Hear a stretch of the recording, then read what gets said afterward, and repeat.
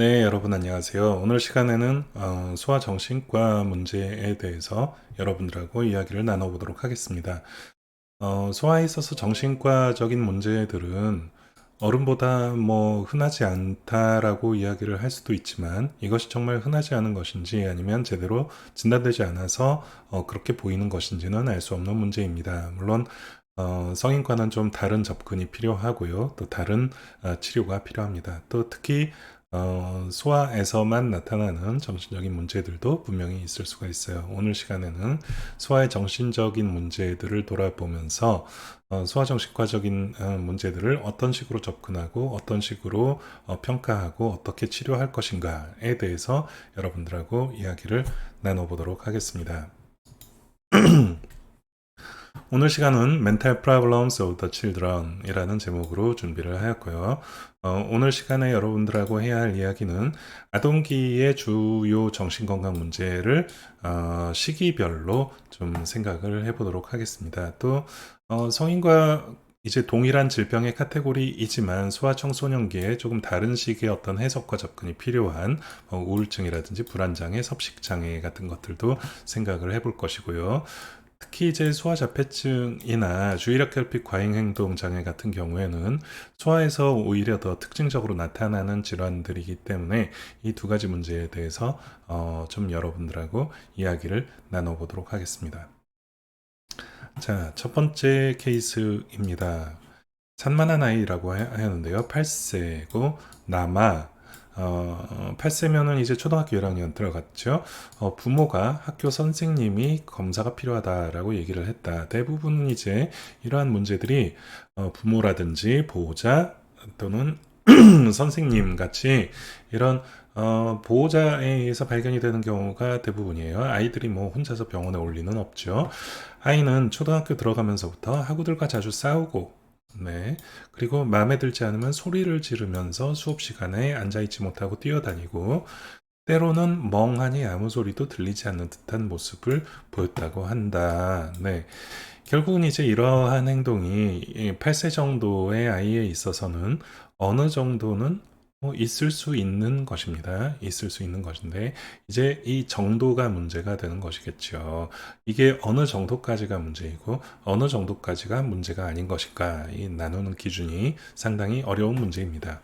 이러한 증상이 1년 가까이 상당히 오랜 기간 지속이 되었네요. 또 학교뿐만이 아니라 집에서도 어떤 특정한 장소에서만 이러한 행동을 보인다면 이것은 어떤 질환의 카테고리보다는 스트레스라든지 환경적인 요인을 생각을 해봐야 되겠죠. 근데 집에서도 그렇고 학교에서도 그렇다. 뭔가 좀 일관성을 가지고 있습니다. 결과적으로 학업을 거의 수행하지 못할 정도로 심하다. 네. 이 증상 케이스가 아주 전형적인 주의력 결핍, 과잉 행동 증후군이라고 하는 카테고리에 해당하는 것입니다. 그럼 이제 이 강의를 들으면서 이런 것들을 어떻게 진단을 하고 어떻게 조치를 할 것인가에 대해서 이야기를 나눠보도록 할게요. 네. 멘탈 프로블럼에 대해서 어떤 식으로 접근을 할 것인가에 대한 이야기입니다. 우리가 정신과적인 문제를 이야기를 할 때는 이것은 응급실이나 현장에서 진단을 할 수 있는 문제는 분명히 아닙니다. 응급실이나 현장에서는 그럴 가능성이 있다라고 추정을 하는 것일 뿐이지, 왜냐하면 이런 정신과적인 진단들은 대부분 어떤 식으로 이루어지는가라고 한다면 다른 것들이 다 문제가 없다.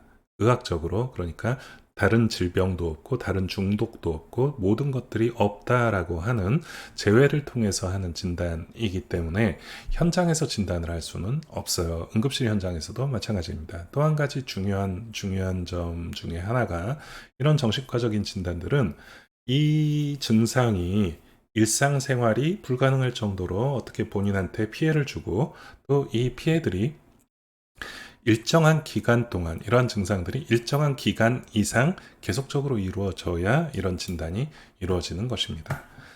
자, 2017년의 통계를 보면은 청소년기에서 13에서 24세, 24세가 청소년인지는 모르겠습니다. 여러분들도 청소년인가요?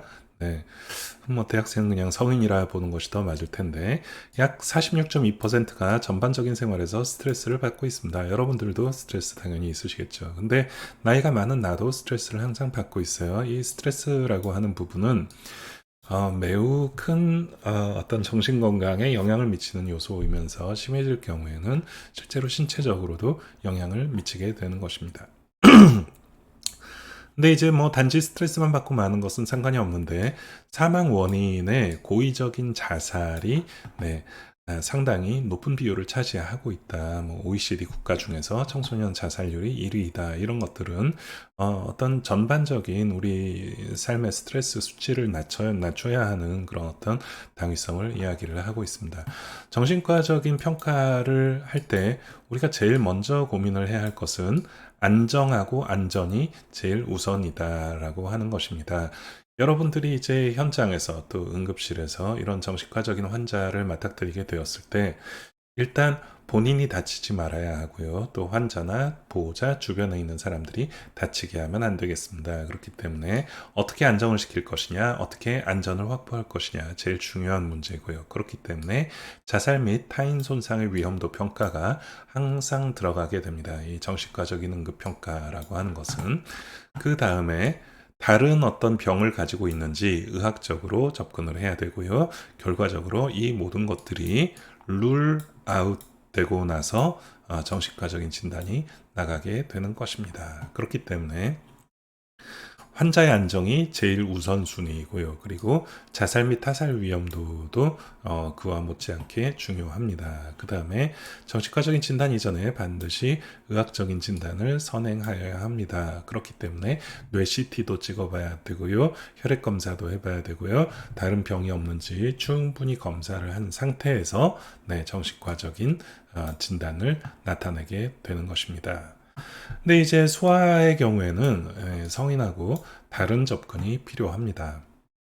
자, 그래서 정신과적 진단을 우리가 접근을 할 때 가장 전 세계적으로 일반적으로 사용하고 있는 것이 바로 이제 DSM-4라고 하는 것입니다.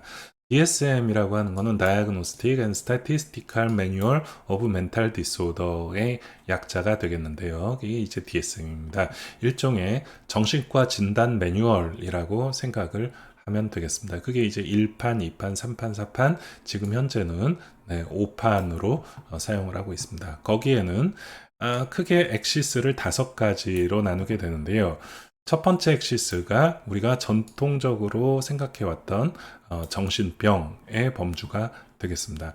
엑시스 2는 퍼스널리티 디스오더라고 하는 건 성격 장애예요. 그리고 멘탈 리타데이션은 정신 지체가 되겠죠. 엑시스 3는 메디컬 컨디션이 정신 건강에 영향을 미치게 되는 것. 뭐 예를 들어서 당뇨, 고혈압, 중풍, 뭐 치매 이러한 것들은 메디컬 컨디션이 정신 상태에 영향을 미칠 수가 있겠죠. 엑시스 4는 사이코소셜 그리고 환경적인 그러니까 사회 환경적인 문제들이 영향을 미치게 되는 것. 그 다음에 엑시스 5는 네, 전반적인 기능상의 어떤 문제를 나타내는 것 이런 식으로 엑시스를 5가지로 구분을 합니다. 첫 번째 엑시스 1 디소더 보면요.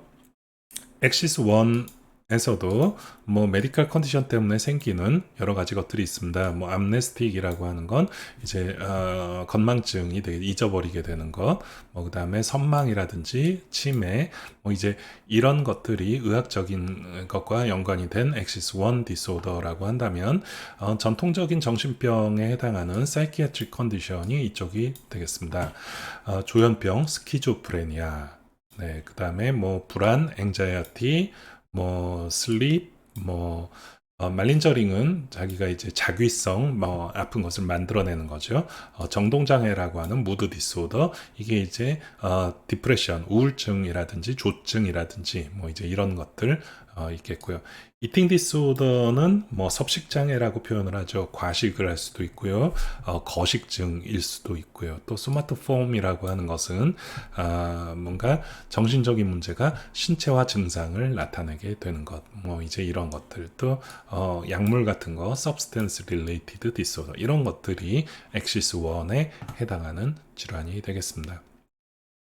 엑시스 2는 네, 엑시스2는 이제 성격과 뭐 이제 그런 장애라고 했을 때 뭐 반사회적인 어떤 성격이라든지 파라노이드 뭔가 환상 뭐 스키조이드, 스키조티팔, 보더라인, 뭐 히스토리칼, 나르시시스 뭐 여러 가지 것들이 있는데 이런 것들은 다 이제 성격과 해당하는 성격에 해당하는 성격 장애가 되겠고요.